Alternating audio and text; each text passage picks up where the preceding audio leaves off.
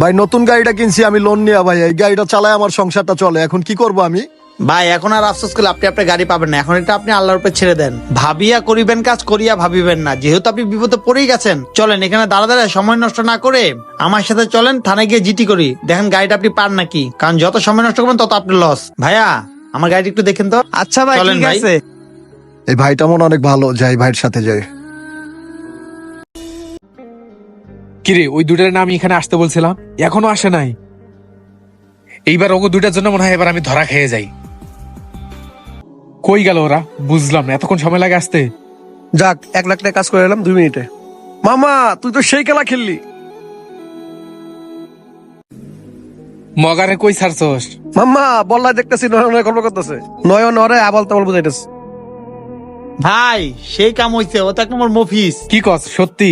ওরে তো দেখে মনে হয় নায়কের মতো। আর দূর কিসের নায়ক, ও তো ভাবভঙ্গি নিয়ে থাকে, ও এক নম্বর নসু। তাতে এখান থেকে চলেন, ও ওইখানে থানা মোড়ে দাঁড়া আছে, হুট করে দিকে অফিসার নিয়ে চলে আসতে পারে, তখন আমও যাবে সালাও যাইব। আরে ওই তো পুরা মুরগি, ও আইছিল গ্রাম থেকে, ওরে খায়া খুব মজা পাইছি। নয়ন ঠিকই কইছে। এখানে দাঁড়ায় গল্প না করে চলেন জায়গা, ওরা আধা পর দিয়ে দাদার কাছে পাঠাই দিছি। এ তাড়াতাড়ি ওঠ তোরা দুইটা। চল চল, আমরা এখানে তাড়াতাড়ি পালাই। ভাই পুরো 1 লাখ টাকার বাইক, সবার ভাগে 30,000 টাকা করে পড়বো, তাতেই টান দেন। ওই লোকটা আসার আগে আমরা চলে যাই এখান থেকে, আর বাকি 10,000 টাকা মাল পানি খামো, তাতেই চলেন। বন্ধুরা সাবধান, বিশ্বাস ভালো, অন্ধবিশ্বাস ভালো না। আপনি একটা ভুলের কারণে আপনার সবকিছু শেষ হয়ে যেতে পারে। এই ভিডিওটা আপনাদের কাছে ভালো লেগে থাকলে অবশ্যই টাইম লাইনে পাঠিয়ে দেন। ধন্যবাদ সবাইকে ভিডিও দেখার জন্য। নতুন কেউ থাকলে অবশ্যই আমাদের পেজটা ফলো করবেন, লাইক শেয়ার কমেন্টস করতে ভুলবেন না।